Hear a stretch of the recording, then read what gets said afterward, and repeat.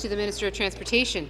The Premier met today with Toronto's Mayor Rob Ford, and following the meeting, the Mayor stated that he intends to cancel the plans for Transit City without even taking the matter to Council. Does this Minister and her Premier agree with that assessment, Speaker?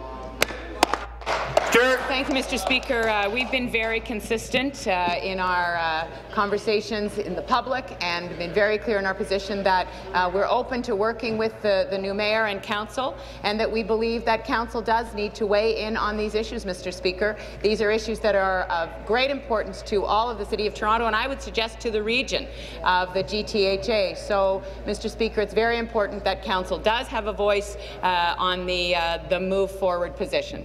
Hear, hear. Supplementary, the member for Parkdale High Park. Thank you, Mr. Speaker. My question is also to the Minister of Transportation. The government says they respect local democracy, so it's a pretty basic question and needs a pretty firm answer. Does the Premier plan to let Mayor Ford scrap Transit City without the consent of the elected City Council? Yes or no?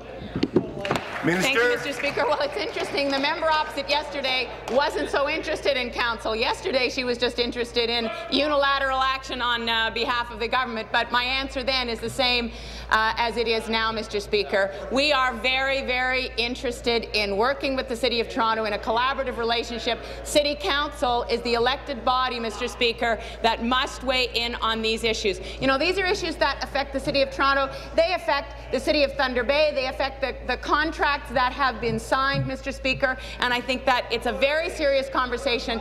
Council members are meeting for the very first time today, Mr. Speaker, and I look forward to that conversation with the new Mayor, with the Council members, and I know that the Premier will be awaiting Council's deliberations as well.